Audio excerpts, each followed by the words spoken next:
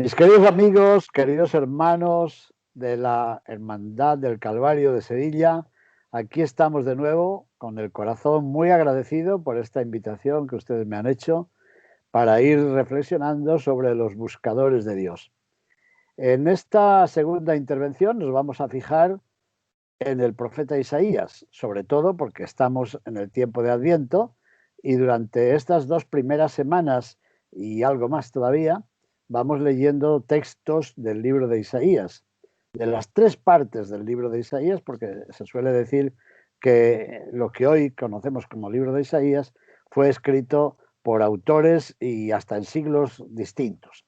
Pero bien, hoy nos vamos a fijar sobre todo en la primera parte del libro de Isaías, con mucho gusto de tener un auditorio nutrido y tan atento según me llegan los informes de la vez anterior, de la primera parte de este ciclo de los buscadores de Dios.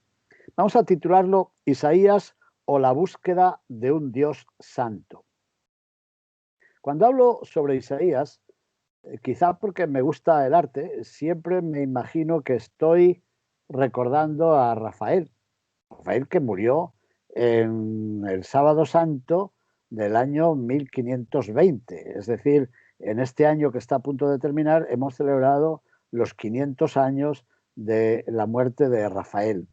Pues bien, entre las muchas pinturas que me gustan y que ustedes habrán también conocido y estudiado, suelo recordar el Isaías que está pintado en una de las columnas de la nave central de la iglesia de San Agustín, en Roma, muy cerca del altar dedicado a San Juan de Sagún, un agustino leonés, patrón de Salamanca, por cierto, y ya poco antes de llegar al altar bajo el cual se encuentra la urna con los restos de Santa Mónica.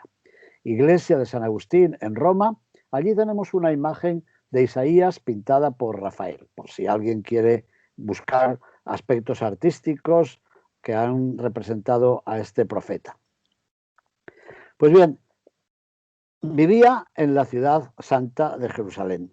Se puede decir que Jerusalén era su patria, era su paisaje, era el manantial de sus preocupaciones como hombre, como creyente, como elegido por Dios. Era también el objeto de sus cantos y de sus llantos y de sus alegrías, de sus plegarias. Hay un punto en la teología de Isaías en el que se confunden su experiencia de Dios y su inquebrantable certeza sobre la misión espléndida que ha sido reservada a su ciudad de Jerusalén. Desde lo alto de su ciudad, este hombre miraba a la naturaleza, miraba también a la historia, miraba la peripecia de sus conciudadanos, de sus amigos, de sus vecinos, miraba también la vegetación y la creación, miraba los encinares, miraba a los pobres que se sientan a las puertas, escuchaba los rugidos de la leona, no me estoy inventando nada,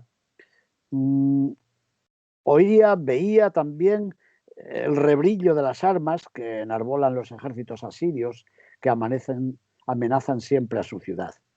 Jerusalén era su patria física, pero era también, como acabo de decir, su patria espiritual. Y desde lo más profundo de estas raíces humanas y de estas raíces de creyente, este profeta, que es a la vez un poeta, brinda a todos nosotros y a todos los pueblos la amplia hospitalidad de Jerusalén. Tras haber leído con el corazón las estrofas ardientes y mesuradas de este poeta, de Isaías, yo creo que todos los ojos de nuestra nostalgia y de nuestra esperanza se vuelven a Jerusalén, recordando las veces que hemos tenido la alegría de visitar la ciudad santa. Muchos hombres y mujeres que han vivido los caminos de la mística han descubierto a Dios en el campo, contemplando la naturaleza creada, elevando sus ojos al Creador. Recordamos versos hermosos de San Juan de la Cruz, por ejemplo. Pues bien, Isaías parece que ha descubierto al Señor no en el campo, sino en las esquinas, los recovecos, en las callejuelas de su propia ciudad. ¿Por qué? Porque piensa que sobre esa ciudad de Jerusalén planea la majestad, la presencia de Dios, las promesas de Dios, la misma protección de Dios. Para él, Dios es el Dios del templo y el templo es el templo de Jerusalén. Y ese es el primer texto que quiero comentar ahora y el primer tema sobre el cual quiero reflexionar. En la ciudad, como sabemos, se alzaba el templo e Isaías se complace en contar y en cantar la profunda experiencia religiosa que marcó un día su corazón. Fue en el templo el año de la muerte del rey Ocías, como él dice, y allí vivió la honda, la más turbadora de las experiencias, que es sentir la presencia de un Dios cercano y al mismo tiempo inaferrable. Vio la gloria de Dios que llenaba el templo y vio que estaba en un trono alto y que el manto de Dios lo invadía todo, como la marea de las playas, y que los serafines ardientes veneraban su gloria y la proclamaban. Y aquel himno suyo de los serafines llegó al profundo de su corazón y ha quedado como herencia para todos nosotros. Santo, santo, santo, Señor Dios del universo, llena está toda la tierra de su gloria. Así se cuenta en Isaías capítulo 6, versículo 3. Bueno, pues ninguno de nosotros puede vivir esta experiencia y permanecer incólume, ni mucho menos. Así que Isaías percibió la grandeza y la majestad de Dios, percibió la otreidad de Dios. Dios es el otro, es el distinto, aunque está muy cercano a nosotros. Y percibir la grandeza de Dios significa al mismo tiempo percibir nuestra pequeñez y nuestra distancia. Quiero hacer aquí un pequeño paréntesis. Algunas veces se nos dice y se critica a la Iglesia diciendo que la Iglesia trata de infundir el sentido del pecado en sus fieles para luego ofrecerles una solución. Y los más cínicos dicen, claro, cobrándola bien. Es como decían las gentes del campo, que algunos habían sembrado el campo de insectos y luego venían a vendernos un producto para matar esos insectos. Y hoy lo dicen también a propósito de estos medios, ¿no? De los ordenadores. Nos han metido un virus y luego nos venden un antivirus. Bueno, pues esa crítica se dice con frecuencia, al menos a la religión cristiana. Primero, tratamos de fortalecer el sentido de pecado y luego ofrecemos la receta, el perdón, la misericordia. Bueno, pues cuando se dice eso, yo suelo responder, mire, me deja tan tranquilo esa acusación simplemente porque es falsa. ¿Cómo que es falsa? Sí, ¿ustedes han leído a Isaías capítulo 6? ¿Qué descubre Isaías? Descubre la altura de Dios, la dignidad de Dios, la grandeza de Dios. Y al descubrir a Dios, como resultado se descubre también nuestra bajura frente a su altura, nuestra indignidad frente a su dignidad, nuestra miseria frente a su gloria. Repito, porque esto me parece muy interesante. No es que la verdadera religión parta del pecado para descubrir el perdón de Dios, sino que parte de la gloria, de la misericordia y de la bondad de Dios para decir, ah, ¿y dónde estoy yo? Yo no soy digno de eso. Me parece muy interesante, no solo para una teología del pecado, de la gracia, de la conversión, sino incluso para una antropología y, si me permiten, hasta para una terapia de nuestra angustia y del sentido de culpa. Bueno, pues esto quería decirlo porque yo creo que cuando lo descubrí me llenó de alegría. Este texto de Isaías, del descubrir la majestad de Dios, le ha llevado a descubrir también su sentido de culpa o de indignidad. ¿Y cómo lo dice? Lo dice en verso, porque es un poeta. Ay de mí que estoy perdido, pues soy un hombre de labios impuros, y entre un pueblo de labios impuros habito, porque al Señor del universo han visto mis ojos. Isaías capítulo 6, versículo 5.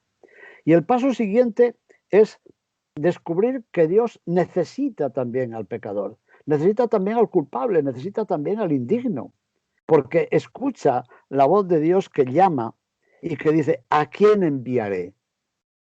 E Isaías, que se ha descubierto indigno, dice, ¿cómo voy a ir yo? Pero tiene la experiencia de que uno de los serafines que están ante el trono de Dios se acerca con sus pinzas, toma un carbón encendido y se acerca hasta él para purificarle los labios, para quemarle los labios.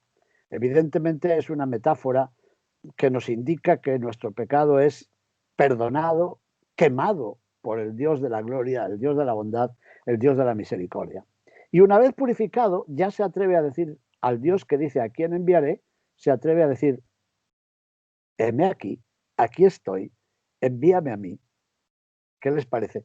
Me parece todo un resumen de la experiencia de Dios, la llamada de Dios, la conciencia de nuestra indignidad, la conciencia de que hemos sido y podemos ser purificados por Dios y por tanto, de alguna manera podemos ser dignos de anunciar su mensaje, de ser testigos en la ciudad, por medio de la hermandad o por medio del sacerdocio o por medio de nuestro compromiso bautismal o del sacramento de la confirmación.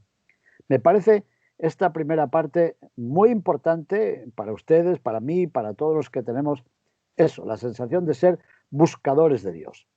Pero buscadores que han sido buscados previamente. Es Dios quien ha tenido la iniciativa de mostrársenos, unas veces en el campo, otras veces en el mar, otras veces en el aire, otras veces en el espacio sagrado del templo. Es curioso que Isaías llama siempre al Señor el Santo de Israel. ¿Cómo no reconocer tras ese título la experiencia abrasadora del hombre que se ha encontrado a sí mismo al encontrarse con la majestad desgarradora de Dios? Yo creo, un segundo paréntesis, que muchas veces nosotros andamos perdidos, como ha dicho el Papa recientemente en su última encíclica, que tengo aquí junto a mí, en la encíclica Fratelli Tutti, Hermanos Todos, firmada en Asís, frente a la tumba de San Francisco de Asís, el día 3 de octubre de este año 2020. Él dice que en este mundo vivimos muchas veces una sensación de desasosiego, de pérdida, de soledad. Y seguramente podríamos preguntarnos qué ha pasado para que no nos hayamos hecho accesibles a ese Dios que nos busca. Si de verdad nos sentimos buscados por Dios, si respondemos a esa llamada de Dios, nos sentiremos también llamados por nuestros hermanos y les prestaremos nuestra ayuda cordial, más o menos significativa, más o menos humilde. Por eso, este Isaías, que ha tenido la experiencia de la gloria de Dios en el templo, luego se dirige a sus convecinos, a las gentes que conocía y que se encontraba por las calles de Jerusalén, y les dice, quitad vuestras fechorías de delante de mi vista, desistid de hacer el mal, esto dice Dios, aprended a hacer el bien, buscad lo justo, los buscadores de Dios invitan y son invitados a buscar lo justo. Dad sus derechos al oprimido, haced justicia al huérfano y abogad por la viuda. Esto que nos había dicho Isaías en el capítulo 1 como un oráculo, es decir, como resultado de su experiencia de Dios, es también para nosotros importante. Yo sé que las hermandades, además de favorecer el culto a Dios nuestro Señor o de admirar al Señor del Calvario, se fijan también en los calvarios de los hijos de Dios y tienen un servicio de caridad que siempre es generoso y que siempre está muy atento a las necesidades de los hermanos. Así que el Dios que abrasa los labios del profeta puede blanquear de nieve también los pecados rojos como el carmesí de su pueblo, puede transmitir la experiencia del perdón, de la misericordia, de la compasión, de la mano tendida, de la fraternidad, como dice esta encíclica del Papa. Bueno, esto era la primera parte que quería comentar con ustedes. La segunda parte, después de hablar del Dios del templo, la segunda parte nos hablaría del Dios de la justicia.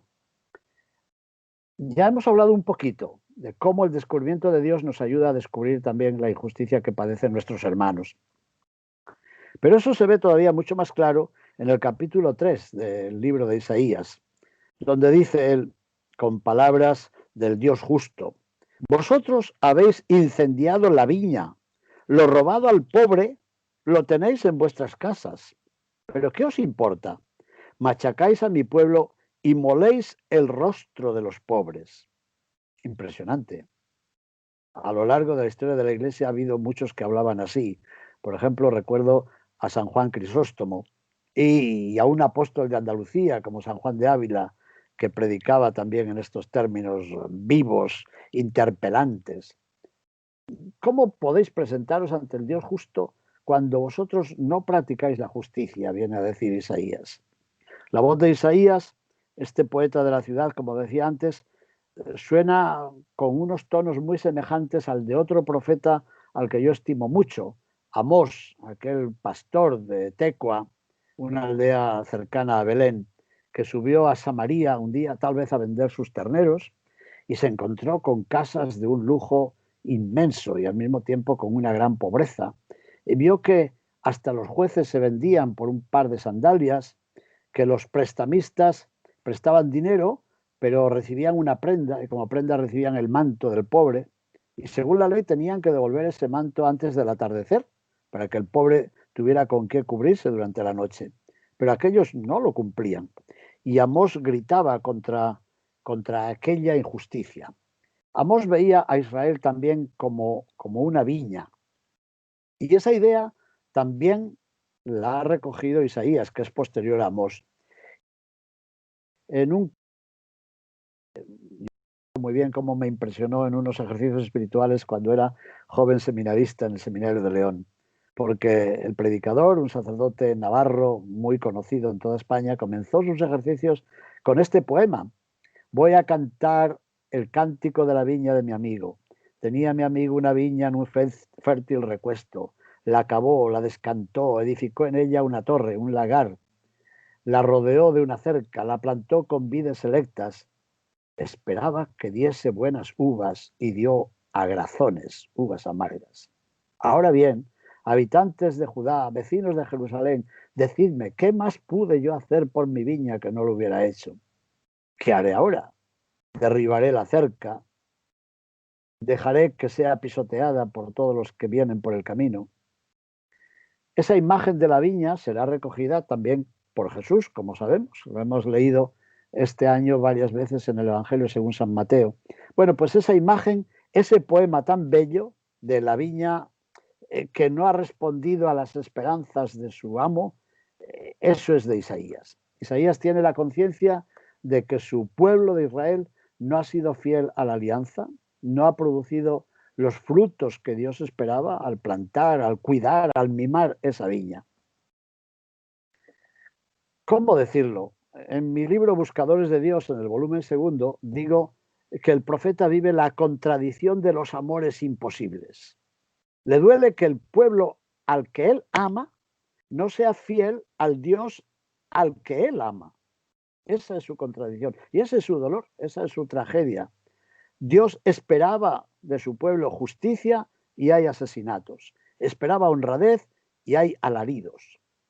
Isaías capítulo 5, versículo 7. Quizá no sea una casualidad que este hermoso poema venga seguido luego por una letanía de malaventuranzas.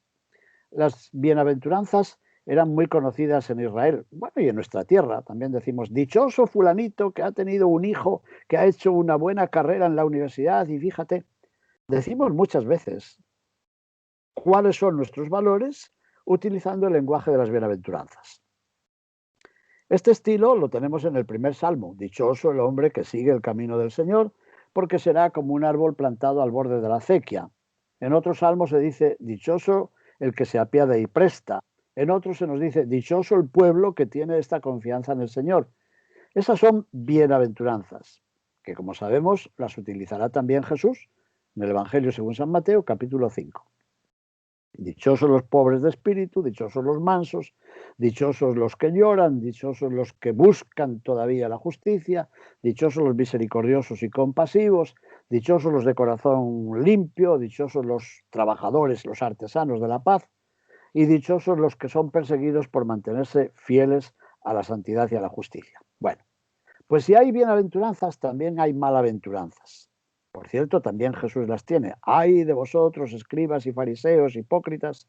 Pues bien, ese estilo lo tenemos en la profecía de Isaías en el mismo capítulo 5, a continuación de la preciosa parábola o canto o meditación de la viña. Isaías nos ofrece malaventuranzas como las siguientes. ¡Ay de los que nada más despertar se dedican a buscar vinos y licores! ¡Ay de los que unen propiedades a propiedades y son insatisfechos en el ansia del poseer o del consumismo, diríamos hoy! Yo creo que la que más me impresiona Es la malaventuranza que está en este mismo capítulo 5, en el versículo 20. Hay de los que al mal llaman bien y al bien llaman mal. Me parece de una gran actualidad.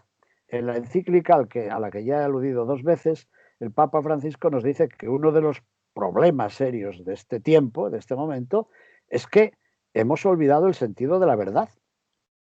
Mentimos, nos disfrazamos, no solo porque llevamos mascarillas, sino porque ocultamos la verdad, la desfiguramos y además, sobre todo, porque hemos caído en el relativismo. Ya nada es verdad ni mentira, todo es del color del cristal con que se mira. Pero si la verdad es puramente personal, si nosotros decidimos lo que es verdad y mentira, prepárate. Porque si cada uno puede decidir lo que es verdad o mentira, no te asustes ni te escandalices el día que te implanten una dictadura o que te vendan un animal que no está en condiciones o una finca que está hipotecada o algo así. Si la verdad es puramente personal, es creación del ser humano, entonces estamos en manos del que tenga el mayor poder o la mayor influencia. O sea, queriendo reivindicar nuestra libertad, nos convertimos en esclavos porque hemos negado el valor de la verdad. Bueno, pues esto es también de Isaías, como digo, del capítulo 5, versículo 20. Sin embargo, no todo será siempre así. Estos ayes, estas malaventuranzas, dejan abierta la promesa del verdadero. Jesús dirá, yo soy el camino, la verdad y la vida. Y si Él es la verdad y es el rey de la verdad, como dice ante Pilato, y ustedes lo saben mejor que yo, perteneciendo a una hermandad del Calvario, si Jesús es el rey de la verdad y los que son de la verdad escuchan su voz, eso quiere decir que la justicia será el ceñidor de su cintura y la verdad el cinturón de sus flancos. Isaías capítulo 11, versículo 5. Bueno, y se nos ha pasado el tiempo rápidamente. Vamos al tercer punto. El primero era, Isaías ve a Dios como el Dios del templo, segundo, el Dios de la justicia y tercero, el Dios de la paz. Vamos a ver. Nos dice el libro de Isaías que llegó a Jerusalén el rumor de que el rey de Damasco y el rey del norte de Israel se estaban confabulando para atentar contra la ciudad de Jerusalén, ponerle asedio. ¿Qué hacer en ese momento? El rey de Jerusalén, el rey del reino del sur, el reino de Judá, que es el rey Ahaz, sale ¿a qué? A controlar cómo están los canales que traen agua a la ciudad. Porque una ciudad sitiada y sin agua es una ciudad perdida, es una ciudad muerta, es una ciudad que tiene que rendirse al enemigo. En esa situación, el profeta es enviado por Dios para suscitar la confianza y para desbaratar las seguridades. Y se presenta en la parte norte de la ciudad, teniendo en cuenta por dónde llegan los canales de agua, y le dice al rey Ahaz que no se preocupe, que no va a haber guerra. Y el rey Ahaz se pone importante y dice, bueno, no quiero tentar al Señor mi Dios, no quiero blasfemar, pero es que no acabo de creérmelo, dame una señal. Y Isaías le da la señal. La tenemos en el capítulo 7, versículo 14. El Señor mismo va a daros una señal. He aquí que la doncella ha concebido y va a dar a luz un hijo y le pondrá por nombre Emmanuel, que significa Dios con nosotros. Yo me imagino la actitud del rey Ahaz, que respondería enojado. ¿Y vienes contándome que una joven está embarazada de un bebé? Lo que yo necesito ahora son brazos aguerridos para defender la ciudad, no niñitos que lloren y que perturben las fuerzas de los guerreros. Y sin embargo, esa es la fuerza de Dios, que es la debilidad de la vida que nace, no la fortaleza de las armas que traen la guerra y que traen la muerte. Este texto lo leeremos en el Adviento y esa es una de las razones por las que escogí para este ciclo de reflexión y de formación a este profeta. Porque Isaías es el profeta del Adviento que nos anuncia que una doncella, una jovencita, está embarazada y va a tener un niño, y ese niño se llamará Emmanuel. Nombre que, según el Evangelio de Mateo, se le dicta, en cierto modo, a José para decir, este niño que va a nacer será el Emmanuel. Aquel niño que iba a nacer en Jerusalén en época de guerra, en época de asedio, en época de angustia, me daban ganas de decir en época de pandemia nacional, ese niño significa que Dios está con nosotros. Y efectivamente no hubo guerra. Y de hecho se dice que ese niño será alimentado, que comerá el requesón y miel, los alimentos de la infancia. Por lo tanto, se podrá seguir confiando en la bondad y en la misericordia de Dios, que Dios estará cerca de su pueblo. Es más, en ese contexto, el profeta le dice al rey que si no tenéis fe, no os podréis sustentar. En mi libro lo he traducido con una frase jugando con los sonidos. Si no os afirmáis en la fe, si no os afirmáis en mí, no seréis firmes.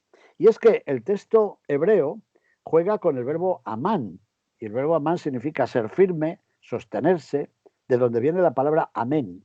En verdad les digo, amén, amén, amén, amén, dico vobis. Es decir, ahí el profeta juega con el verbo estar firme y con el verbo creer. Si no creéis, no tendréis firmeza. Por tanto, parece decirle al rey, te tiene cuenta creer en Dios. ¿Por qué? Porque estos que atentan contra la ciudad no lo van a lograr. Ni el rey de Damasco, ni el rey de Samaria, coaligados contra ti, van a lograr nada por este momento. Nos conviene confiar en el Señor. Bueno, pues en vísperas de la Navidad, estas palabras de Isaías adquieren una nueva importancia para nosotros. Cómo me gustaba cuando era niño, me crié en Palazuelo de Órbigo, provincia de León, aquel villancico que decía, llevemos pues turrones y miel para ofrecer al niño Manuel. Yo creo el primer villancico que recuerdo de mi vida. Y es que es así, Dios es el Emmanuel, es el Dios con nosotros. Recordemos que al final del Evangelio de Mateo, cuando Jesús se despide, dice, yo estaré con vosotros todos los días hasta el final del tiempo. El nombre que se anuncia al principio del Evangelio es retomado por Jesús al final del Evangelio. Dios es el Dios con nosotros y Jesús es para nosotros el Dios con nosotros. Nos invita, por tanto, a promover la paz, la fraternidad, como dice la encíclica, la concordia entre nosotros. Quiero terminar con unas palabras de Isaías que están en el capítulo 2, versículos 3 al 5. Dice, de Sión saldrá la ley y de Jerusalén la palabra del Señor. Él juzgará entre las gentes, será árbitro de pueblos numerosos. Forjarán de sus espadas azadones y de sus lanzas podaderas. No levantará espada nación contra nación, ni se ejercitarán más en la guerra. Casa de Jacob, en marcha, caminemos a la luz del Señor. ¿Por qué quería terminar con estas palabras? Día 4 de octubre del año 1965, fiesta de San Francisco de Asís. ¿Qué pasó ese día? Pasó que el Papa Pablo VI viajó a los Estados Unidos con motivo de la Feria Mundial de Nueva York. Se llevó, por cierto, a la Piedad de Miguel Ángel, la Piedad de la Rovere, que está en la Basílica Vaticana, en la primera capilla, entrando a la derecha, pero con ese motivo visitó las Naciones Unidas. Y les dijo a los representantes de todos los países, les felicito porque ustedes están aquí tratando de lograr que unos pueblos no vayan contra otros. Yo les pido que animen a todos los pueblos para que colaboren los unos con los otros. Y si fuera posible, que los unos colaboren para los otros. Y después les dijo, no more wars, no más guerras, nunca más la guerra. No podéis abrazaros con armas en las manos. Y si ustedes me permiten, les recordaré las palabras de Isaías. De las espadas forjarán arados y de las lanzas podaderas. Es decir, es la hora de utilizar los dineros de la cadena de armamentos, de la carrera de armamentos, para la paz y no para la guerra. ¿Qué creen? A la entrada de las Naciones Unidas, en la primera avenida de Manhattan, en Nueva York, hay una estatua de bronce enorme que representa a un obrero con un mazo en la mano derecha y una espada en la mano izquierda. Parece que la ha golpeado ya porque se está convirtiendo en la reja de un arado. Y a los pies dice, de las espadas forjarán arados y de las lanzas podaderas. Isaías, capítulo 2. Y más abajo, un letrerito dice, regalo de la Unión Soviética a todos los pueblos de la tierra. Sería para otra conferencia.